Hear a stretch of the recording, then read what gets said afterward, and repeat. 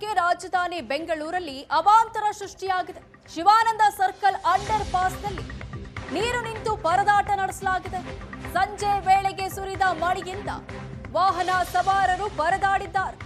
ಸಂಜೆ ಆಗ್ತಿದ್ದಂತೆ ಬೆಂಗಳೂರಲ್ಲಿ ಭಾರೀ ಮಳೆ ಬಂತು. ಈ ಮಳೆಯಿಂದ ಬೆಂಗಳೂರಿನ ಶಿವಾನಂದ ಸರ್ಕಲ್ನ ಅಂಡರ್ ಪಾಸ್ನಲ್ಲಿ ಮಳೆ ನೀರು ನಿಂತಿದೆ.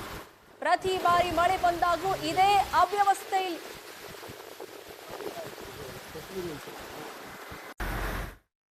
ಸಂಜೆ ಬೆಂಗಳೂರಿನ ಹಲವೆಡೆ ಧಾರಾಕಾರ ಮಳೆ ಸುರಿದಿರುವಂತಹದ್ದು. ಏಕಾಏಕಿ ಮಳೆ ಬಂದ ಹಿನ್ನೆಲೆಯಲ್ಲಿ ವಾಹನ ಸವಾರರು ಸಾಕಷ್ಟು ಪರದಾಡುವಂಥ ಪರಿಸ್ಥಿತಿಗಳನ್ನು ನಾವು ನೋಡಿದ್ವಿ. ಮತ್ತು ಕೆಲವು ಏರಿಯಾಗಳಲ್ಲಿ ನೀರು ನುಗ್ತಾ ಇದೆ, ಕೆಲವು ರಸ್ತೆಗಳಲ್ಲೂ ತುಂಬಿ ಹರಿತಾ ಇರುವಂತಹದ್ದು. ಈಗ ಸ್ವಲ್ಪ ಮಳೆ ಕಡಿಮೆ ಆಗಿದ್ದರಿಂದ ಸ್ವಲ್ಪ ಕಡಿಮೆ ಆಗಿರುವಂಥದ್ದು. ಆದರೆ ಮಳೆ ಬರುವಂಥ ಸಂದರ್ಭದಲ್ಲಿ ಈ ಶೇಷಾದ್ರಿಪುರಂನ ರೈಲ್ವೆ ಅಂಡರ್ ಪಾಸ್ ಏನಿದೆ ಇದು ಯಾವಾಗಲೂ ಸಮಸ್ಯೆನೇ. ಇಲ್ಲಿ ಸುಮಾರು ಒಂದು 3-4 ಅಡಿಗಳಷ್ಟು ನೀರು ತುಂಬಿತ್ತು. ಅಂದರೆ ಇಲ್ಲಿನ ಆಟೋಗಳು, ಟೂ ವೀಲರ್ ಹೋಗುವಂಥದ್ದು ಸಾಕಷ್ಟು ಸಮಸ್ಯೆ ಆಗಿತ್ತು. ಈಗ ಸ್ವಲ್ಪ ಮಟ್ಟಿಗೆ ಕಡಿಮೆ ಆಗಿರುವಂಥ ಮತ್ತೆ ಇಲ್ಲಿ ನೀರು ಹರಿತಾ ಇರೋದ್ರಿಂದ ಅಂದರೆ ವಾಹನ ಸವಾರರು, ಅದರಲ್ಲೂ ವಿಶೇಷವಾಗಿ ಟೂ ವೀಲರ್ ಸವಾರರಿದ್ದಾರೆ, ಅವರಂತೂ ಸಾಕಷ್ಟು ಪರದಾಡುವಂಥ ಪರಿಸ್ಥಿತಿ ನಿರ್ಮಾಣ ಆಗಿತ್ತು. ಇದು ಒಂದು ಸ್ಯಾಂಪಲ್ ಏರಿಯಾ. ಆದರೆ ಇದೇ ರೀತಿ ಬೆಂಗಳೂರಿನ ಹಲವು ಕಡೆ ನೀರು ನುಗ್ತಾ ಇರುವಂತಹದ್ದು.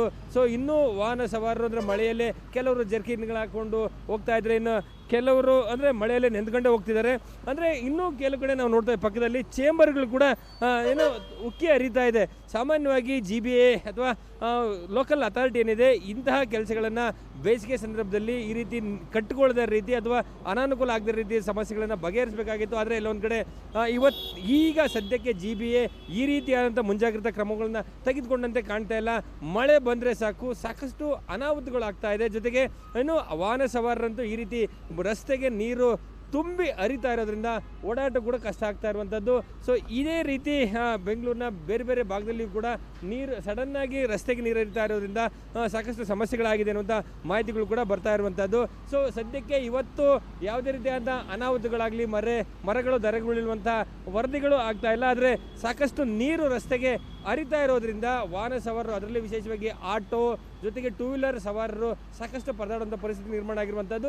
ಈ ರೀತಿ ನೀರು ರಸ್ತೆಗೆ ಬಂದರೆ ಮತ್ತೊಂದು ಕಡೆ ಏನು ಟೂ ವೀಲರ್ ಸವಾರರೇನಿದ್ದಾರೆ ಅವ್ರಿಗೂ ಕೂಡ ಸಾಕಷ್ಟು ಕಷ್ಟ ಆಗ್ತಾ ಇರುವಂಥದ್ದು. ಸೊ ಹಾಗಾಗಿ ಇಂತಹ ಸಮಸ್ಯೆಗಳನ್ನ ಅಂದರೆ ಮಳೆಗಾಲ ಇನ್ನೇನು ಶುರುವಾಗ್ತಾ ಇದೆ, ಇನ್ನೇನು ಈಗ ಪ್ರೀ ಮಾನ್ಸೂನ್ ನಡೀತಾ ಇರುವಂಥದ್ದು. ಇನ್ನೇನು ಒಂದು ವಾರದಲ್ಲಿ ಮಾನ್ಸೂನು ಆರಂಭ ಆಗುತ್ತೆ, ಆವಾಗ ಮಳೆ ಇನ್ನೊಂದಿಷ್ಟು ಹೆಚ್ಚು ಬರುವಂಥ ಸಾಧ್ಯತೆಗಳಿರುವಂಥದ್ದು. ಅದಕ್ಕಾಗಿ GBA ಆಗಲಿ ಮತ್ತು ಅಧಿಕಾರಿಗಳು ಒಂದಷ್ಟು ತಯಾರಿಗಳನ್ನು ಮಾಡ್ಕೊಳ್ಬೇಕು. ಮಳೆ ಬಂದಂಥ ಸಂದರ್ಭದಲ್ಲಿ ಯಾರಿಗೂ ಕೂಡ ಸಮಸ್ಯೆ ಆಗದ ರೀತಿ ಒಂದಷ್ಟು ಮುಂಜಾಗ್ರತಾ ಕ್ರಮವನ್ನು ತೆಗೆದುಕೊಳ್ಬೇಕು. ಆದರೆ ಸದ್ಯಕ್ಕೆ ಅಂತಹ ಕ್ರಮಗಳನ್ನ ತೆಗೆದುಕೊಂಡಂತೆ ಕಾಣ್ತಾ ಇಲ್ಲ. ಕ್ಯಾಮರಾಮನ್ ಗುರುಮೂರ್ತಿ ಜೊತೆಗೆ ರಮೇಶ್, ಏಷ್ಯಾನೆಟ್ ಸುವರ್ಣ ನ್ಯೂಸ್, ಬೆಂಗಳೂರು.